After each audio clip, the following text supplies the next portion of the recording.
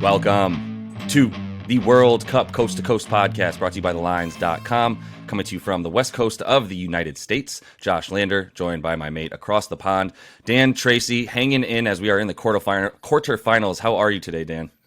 Yeah, very good. A second day of no World Cup action, so I've been kind of wandering around the house not knowing what to do, but we're getting there tomorrow. We've got the quarterfinals returning to World Cup diary. So yeah, it's all good. Just sort of happy to take a small break. Yep. But obviously we're not breaking because we've got to chat about the matches on Saturday now. So full swing again. Yep, let's get back into it. As I said the other day, I will not ask you what day of matches this is. Who cares? It's for Saturday, December the 10th that we're looking at the second day of quarterfinals, as we've already covered the first two matches for you in these quarterfinals. So make sure to like and subscribe to that page. Dan and I are bringing you these videos for every single day that we are playing the World Cup this year. Also want you to head to thelines.com. Dan puts all of the content that we are talking about here and more on thelines.com, so you can follow all those picks, as well as the odds finder tool that's in all those articles. You can use that to shop those lines to the best of your ability. A lot of different odds available here for this World Cup as we look at the quarterfinals. As I said, Dan, this is Saturday, December the 10th, the 7 a.m. matchup here on the West Coast. Kicking things off for the day will be Morocco, Portugal.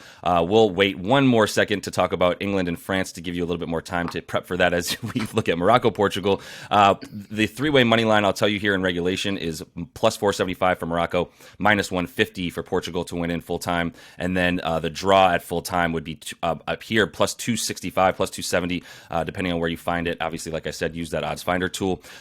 Dan, go ahead and kick us off with the first thing you're looking at in this game. Okay, then. So in this game, I don't feel there's value in just backing Portugal to win in 90 minutes on their own. You're going to have to sort of think a little bit further down the line and dig a little deeper. So I guess from the three-way market, the value is Portugal not winning, that being a draw, and maybe, who knows what happens in extra time. Maybe even that Morocco win at plus 475 if you're feeling quite risky. But I feel it might be the end of the road, Morocco. Actually, I've got a big hunch it's going to be the end of the road for Morocco. Maybe famous last words, but I'm looking at a half-time tie and then Portugal winning. That's where you get a bit more juice, as we sort of say. That is at plus all the threes, plus 333. I just feel that Morocco's defence has been really impressive. Let's not cut that in the fact that they've only conceded one goal. That was their own doing. So an own goal in, 300 minutes of tournament football now. They are really impressive. So they are going to be a tough nut to crack. Now, we saw them against Spain, and Spain pass. We sort of saw that it was all this possession with no real end threat. So although Morocco withstood everything that Spain threw at them, Spain really didn't throw all that much at them. Portugal are going to be a different beast. Now, Portugal have got this will he, won't he, Ronaldo saga, whether he starts. Obviously, he didn't start against Switzerland. They scored 6 goals. It's probably the freest that Portugal have played in months, years maybe, because they just didn't have that usual, it's all going to go to Cristiano and then we'll worry about what happens later. It's this kind of freedom. Now, whether Cristiano Ronaldo is installed for Saturday, who knows? That's going to be the decision that the Fernando Santos makes himself. With that said, I don't think it matters all that much because they run roughshod over Switzerland. They won 6-1. And I'm thinking it's not going to be a mauling again. It's going to be more of a sort of tighter affair. And I think that sort of ties into Morocco's defence. But to start with, I think it's going to be a draw or a tie after 45 minutes. And then the win will finally come after 90 for the Portuguese. Whew, that's fun. I mean, Portugal is scary, man, right? And to your point, though, I think the focus right now when you're looking at starting point is Christie starting? And I would venture to guess he's not. I mean, it seems as though he's not going to be in the hot seat with the nation or his fans or the fans of Portugal if he doesn't start Christie. There was potential for maybe a little bit of a mutiny or an upheaval and a riot if he didn't start Christie moving forward. Last game it worked out to the tune of 6-1. That was the best thing that could have happened for him to be able to not start Christie in this game. And to me, if he's not starting, it's a bit more, like you said, it's just so clear how open and free this team plays and allows others to sort of get involved. I hate to call Cristiano Ronaldo a black hole at times because it's not like he's just taking the ball and losing it. But what I mean is his force just draws in everybody else's attention, even his own teammates, and they're immediately looking for number 7 rather than playing as fluidly as they've been playing, or at least played in that last game where they put 6 away. So yeah, I mean, look, if you're looking just for a way to get some value for Portugal to walk away with the victory, then obviously there's nothing really in the full-time market, and you need to find a couple ways. The thing I would ask is, and this is where I'm scared to really touch the total, that's just it. What would you make? Obviously, Morocco is going to be sitting there and packing it in the same way that they did it against Spain. They're happy to let you play with the ball anywhere, outside of their 18 box, and they'll still feel pretty good about their opportunities. As you saw, their keeper make a number of great saves, including in PKs. So, is there any value on this total? As we see, in terms of total goals, you start getting value at over 2.5 if you believe in the Portuguese style of play to prevail, as opposed to the Moroccan style, right? So, which team do you sort of see inserting its will enough to be able to sort of guess what the total will be in this one? Well, this is it, isn't it? Because when you look at Morocco's defence, as we just mentioned, it has been excellent, and that's going to be the counterbalance between Portugal's fantastic attack. Portugal have pretty much run roughshod over everyone. That small blip against South Korea, but again, the caveat of qualifying, resting players. Yeah. So we won't sort of drill into that too much. Yeah. Now, looking at under 2.5 goals, that's minus 150. So the bookmakers are feeling that it's going to be quite a tight affair. Right. And I think that, again, feeds into Morocco's defence. So there's a couple of schools of thought here. You could go with Portugal to win and under 2.5 goals at plus 240. Or there's another way you could look at it and not necessarily go over-under. You could say Portugal's winning margin will be 2 goals. So that buys you 2-0, it buys you 3-1, maybe even 4-2 if it gets that sort of elastic in terms of attack as well. And that's plus 370. So you're not committing to either side of the line. You're giving yourself a bit more depth in terms of the options in terms of goals. So as long as Portugal win by 2-0 or 3-1, as I say, and that sort of 2-0 sounds about right if we're sort of banking on Morocco's tight defence. Maybe if Morocco score, Portugal could still be capable of getting 3, but you're not hanging your hat necessarily on that over 3.5 at plus 300. You're actually giving yourself a wider range and getting better price for it. Yeah, and I think the game theory there is, the game opened up against Switzerland because it was already, 3-0 by halftime. And so by the time you get a fourth goal for the Portuguese in the early second half, really in like the 50th minute, and now that game is beyond wide open. As you said, it's completely elastic. So that would be the way to what you're sort of hedging against. I would imagine is early goals from Portugal allow you to sort of not have to worry about how many more will be scored or not scored from that point on. If you feel a little bit better about an under, it seems. And tell me if I'm wrong, but it seems like there is some value in over 2.5, strictly from the standpoint that, I expect Portugal to be able to put 2 away, even if it is on this very tight-knit Moroccan defense. And then you're talking about either one more goal for Portugal to really put the thing away in the second half, especially if Christie comes on and they're up 2-0. Now you're like, oh man, they're still going to be going for it. I think to get that third goal and really finish the thing as opposed to that really dangerous 2-0 score that we always talk about. And then you're also hedging, there's the opportunity for the Moroccans to get a goal as well and keep this thing interesting at 3. But if you expect the Portuguese to get 2, it does seem as though there's a little bit more value on over 2.5 at plus 120 than under that at minus 150, as you said. So that would be at least some game theory to rely upon. Is like the over 2.5 is better than the under 2.5 in my opinion in this one, especially after we just watched 7 total go in the back of the net in that Switzerland-Portugal game. So let me ask you about Christie. He is still on this market at plus 130 as an anytime scorer. I think, to be fair, the U.S. bookmakers know that there's not exactly a ton of soccer savants over here in the States, and they're happy to just put a name that they know everybody will recognize and say, Cristiano Ronaldo, you've heard of him, Ronaldo, plus 130. You get plus money for one of the best players in the history of the game to score a goal. And it's like, but you don't even know if he's going to start yet. That's the news we have. So, if you bet on him now, it's not the worst thing in the world, because if he doesn't start, you get that money back. He needs to start for the goal market to be relevant. Otherwise, you just get your bet right back if he doesn't start. So it doesn't seem like the worst idea in the world to bet it. If he doesn't start, you get it back. If he does start and gets one, now you have it doesn't matter. So is there anything there with him or any other players that you would consider putting some coin on to score a goal in this one? Well, as you say, Ronaldo is never a bad bet, because even in the small minutes he had against Switzerland, yes, the goal was chalked off, but he kind of showed what he's capable of. So you're kind of thinking, well, at plus 140, if it was minus 140 and there was that slight question of will he, won't he, you wouldn't touch it, because you're taking a risk and you're getting minus odds. So no, you're getting plus odds.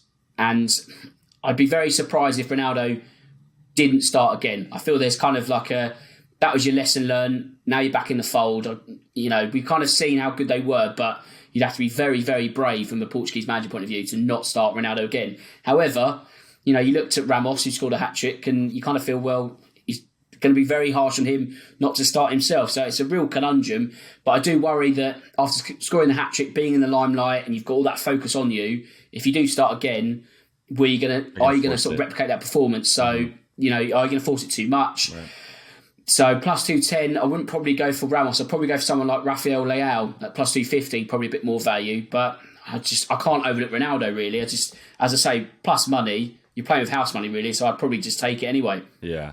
No, 100%. And I think what's interesting is the players that are going to be the most key for the Portuguese. Obviously, it was huge for Ramos to finish the way that he did. But I would argue that most of Ramos's goals were one-on-one with the keeper, right? And it's just about finishing, doing your job at that point. Bruno Fernandes and João Felix are the reason that Portugal looks the way they look, straight up, right? Like those two guys attacking right now are just putting a hurting on everybody that's around them, getting to their spots, just making the right decision. It's honestly like watching FIFA being played, the video game, and just watching the exact right touch be played every single time, knowing where the defense is and playing away from it into space. It's just absolutely wonderful to watch. I don't really have anything for them is the problem. It's not like they're necessarily peppering anybody. You could take an assist for one of those two at pretty good odds there as well. And you for Bruno, for Silva, I believe you're looking at. Sorry, let me look here. I just had it up and then I lost it. Oh, yeah, you're looking at like plus 210 for Fernandes to get the assist there. And then you could consider for João Felix the same thing, plus 225. So both of them 2-1 to get an assist in this game. I'm not saying that that's anything I feel great. I wish I could find a stronger way to bet on those two guys just because their brilliance is the reason for the Portuguese looking so good, in my opinion. But I think that the value does lie in either one of those, other goal scorers there in terms of Ronaldo and Ramos. So anything else for this match before we move on to the highlight of our video here? No, I think we've covered this one. Let's move on to the main event. Definitely. Come on, I can't wait any longer. All right. It's keeping you from let's stop keeping you from waiting. England and France is what we're talking about here. Full time, plus 205 for the English to win this game at the end of 90 minutes plus stoppage. France, plus 145, and plus 230 for a draw. So my very first question, and I will say to advance in any capacity, England plus 105, France minus 130. So more so than ever, these two games are for sure, or these two teams both have some value, at least worth looking at in the advanced markets here. But let me just ask, is this a game that you look at ending in full time, and where do you start with it? Yes, I see it ending in full time. I also see it ending in a France win, unfortunately. But I'm going to probably emotionally hedge this one and go with a France win and both teams to score at plus 400. I think that's a great price. So I'm loath to sort of take it, but it sort of stands out too much. And if I have to bet on France in any form, I think this is the way to go because France attack, we all know, Giroud, Mbappe, Griezmann, Dembele, they've been fantastic this World Cup. You could argue that France haven't come across true opposition yet. I mean, Poland were useless in their round 16 clash. Denmark, disappointing. Tunisia, surprising. Obviously, they got that win. But again, we keep mentioning this rotation caveat, so we'll park that one. Yep. Australia, they scored the first goal, but then France blew them away.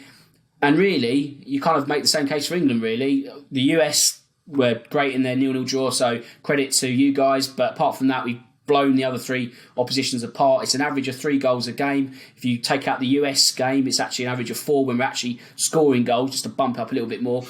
So there's going to be plenty of goals there, and I just feel that when you look at Mbappe, he looks untouchable at the moment, and I feel that England were absolutely fine against Senegal once they went 1-0 up. Before that, they were really shaky. Senegal had 2 chances.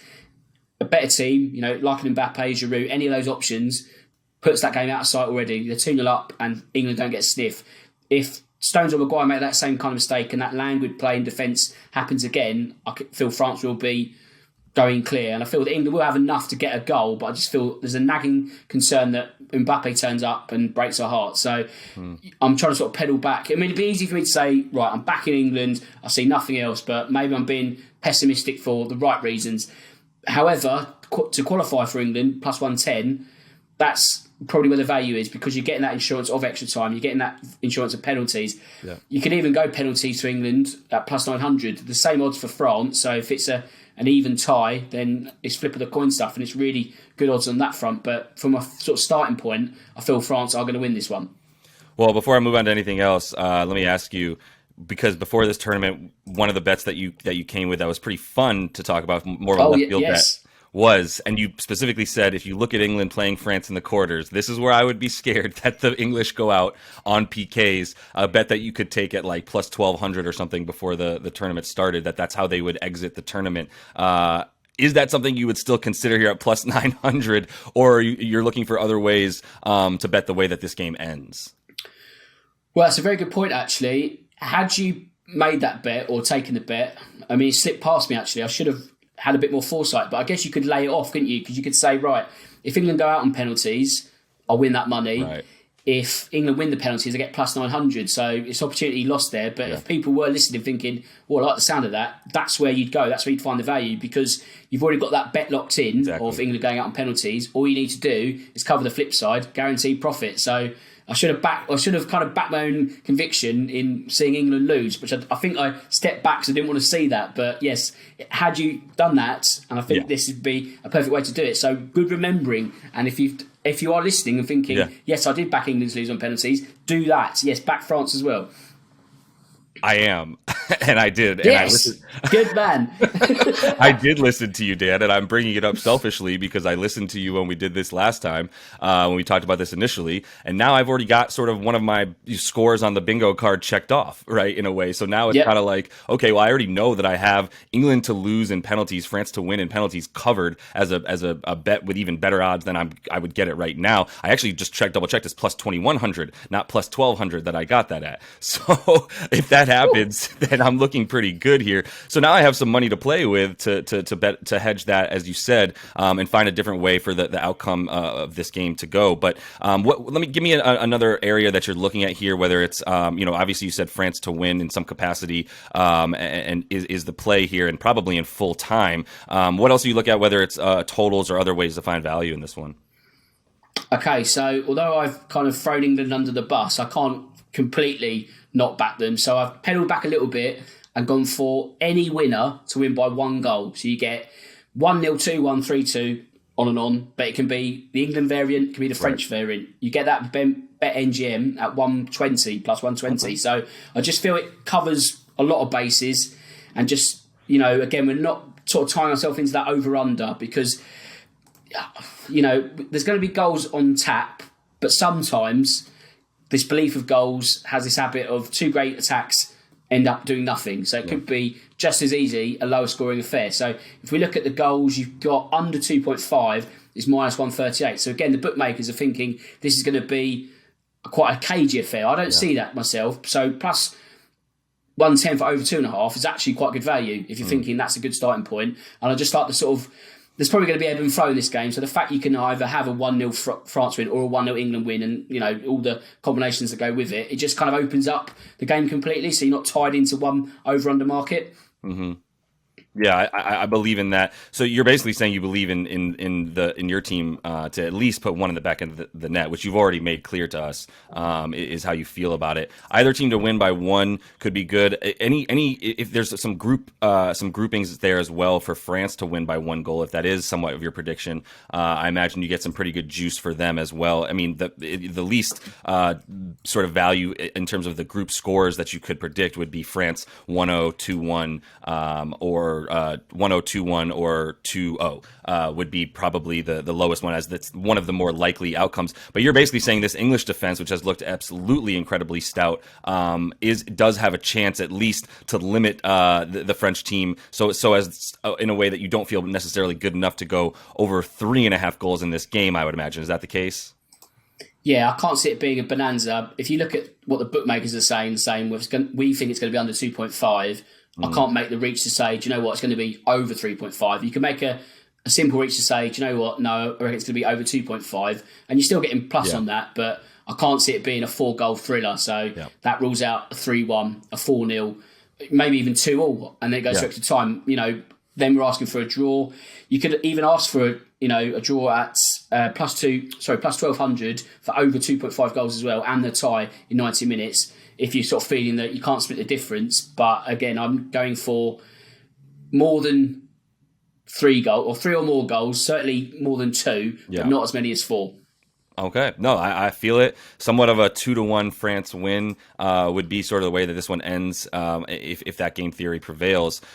I'll be honest, I've bet on Kylian Mbappe to score a goal in every single game. It's plus odds, and I said from the start, like, he's doing things that are the level of Ronaldo and guys of that nature, that you look for. I mean, I'll throw Klose out there as well, where it's just like, they're going to score. That's what they're doing every time, and it's because of the nose that they have for goal. Kylian Mbappe is going to continue to get 3 to 5 shots on goal a game. He's going to continue to get 1 goal a game, in my opinion. You can get him for plus 170 anytime scorer. I don't think there's a keeper in the world that would have saved either of those goals that he just put away against the Polish. Like, there's just no hope, right? That those things are absolute strikes, and placed perfectly. So, I mean, I'm going to hit that at plus 170. Is there anything else in this goal market, or goal scorer market, I should say, that you look at for these props in these players? Well, Harry Kane, I guess, plus 200. When he's fit, he'll start for England. There's no doubt about that. Scored against Senegal. He's got that account open for this year's tournament. I just feel that, you put all your eggs in that Harry Kane basket, don't you? There's always options in terms of Rashford, Foden, Saka, but they're interchangeable in terms of who starts. Right. So you might pick one.